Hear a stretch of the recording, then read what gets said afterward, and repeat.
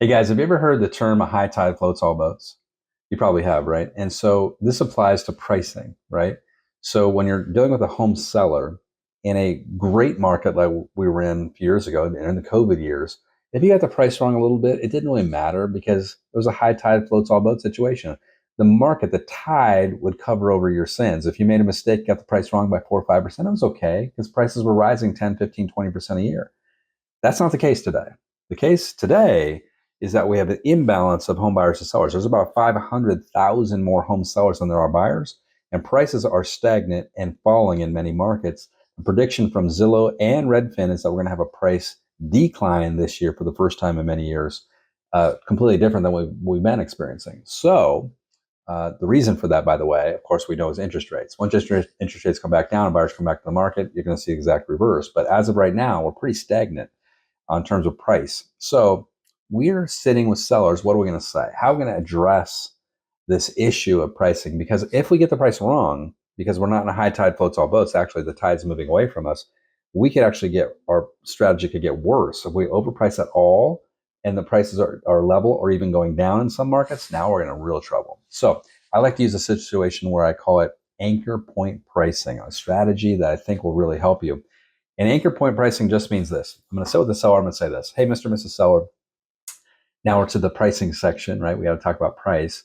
And it's really important because when we're talking about selling your home, there's really a big difference between listing your home and selling it. A lot of people list their homes, but they don't actually sell them. In fact, your neighbor down the street, they've had their home on the market for 3 months now. You've driven past it over on Johnson Street every time you come home and back and forth, I bet. And when a home's been on the market that long, people naturally start to wonder what's wrong with it. And that property's had 3 price reductions, by the way, but still no offers. On the flip side of this, we've got another one of your neighbors over here on First Street who actually sold their home in 3 days, got multiple offers. I talked to listing agent this morning and just picked the best of all those offers, actually got over full price.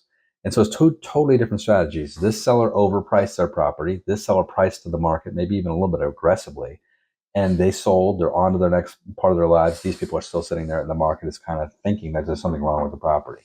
So again, it all boils down to how we're approaching our strategy with pricing, and I really want to dive into this with you today.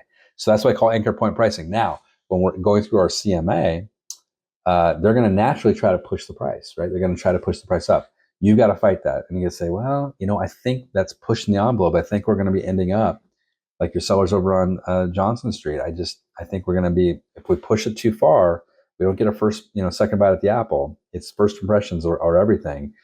I think we can miss the mark there. I'd be very careful of doing that. I think you'd be better served by using that frenzy script, or excuse me, frenzy strategy, where we price it a little bit more aggressively and that encourages a lot more buyers to come check it out. Your decision, your call, but it's really, again, the difference between listing and selling your home.